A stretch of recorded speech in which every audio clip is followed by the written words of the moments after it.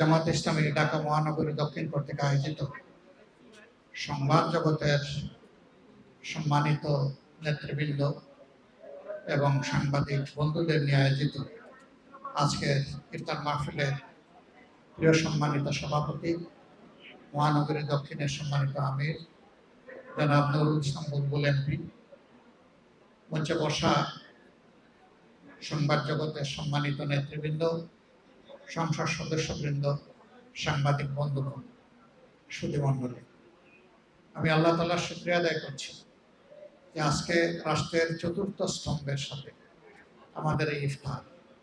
আমার কাছে এই স্তম্ভটি বাকি তিনটা স্তম্ভকে সোজা রাখার ভ্যান গাড়ি আমি মনে করি, কিন্তু দুর্ভাগ্য আমার আগে আমাদের সম্পাদক বিস্তারিত বলে গেছেন, আমরা ফেসিবাদের কবলে পড়ে আমাদের সংবাদ মাধ্যমের কাছে জাতির যে প্রত্যাশা এইটা হারিয়ে ফেলেছিলাম গত 15.5 বছর। শুধু তাই নয়, আজ আমি গভীর শ্রদ্ধার সাথে স্মরণ করছি আপনাদেরই একজন প্রিয়জন জনাব গাজী রুহুল আমিন। তিনি আজীবন সংবাদ মাধ্যমের স্বাধীনতার পক্ষে লড়াই করে গিয়েছেন, মানুষের অধিকারের পক্ষে লড়াই করে গিয়েছেন। তাকেও নিবর্তিত হয়ে জেলে পুরা হয়েছিল।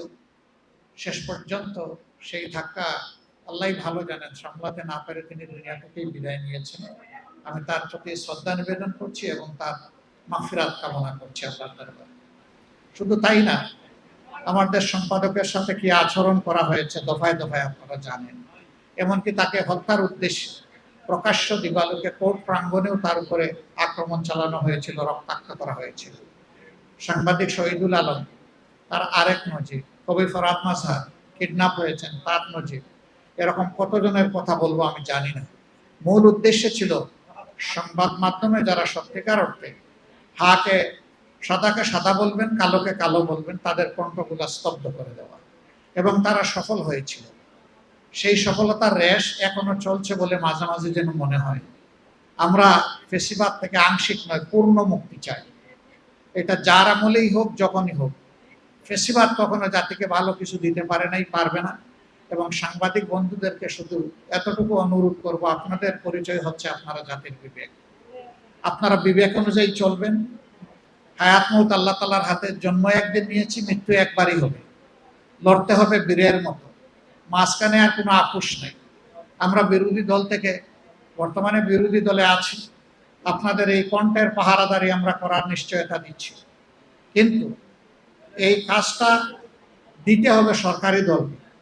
আমরা চোখ খোলা রাখবো, আপনারাও চোখ জাগ্রত রাখবেন।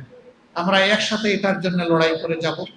যদি এই অঙ্গটা প্রপারলি ফাংশন করে, বাকি রাষ্ট্রের 3 অঙ্গ, সাংবিধানিক 3 অঙ্গ সোজা চলতে বাধ্য হবে।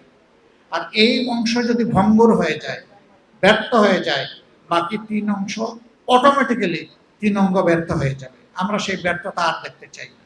আমরা এখন শুধু সফলতা চাই, একটা ঐক্যবদ্ধ জাতি আমরা দেখতে চাই, এবং জাতীয় ইস্যুতে, জাতীয় স্বার্থে কারোর সাথে আমরা কোনো আপোষ করব না।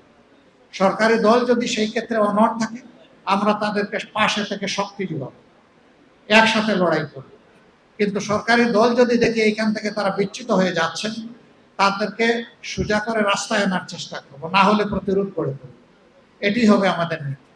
আমরা সেই বাংলাদেশটাই চাচ্ছি, যেই বাংলাদেশে আর ফেসিবাদ আসবে না ফিরে, এবং যেই বাংলাদেশ আর কোনো আধিপত্যবাদের কাছে মাথা নত করবে না।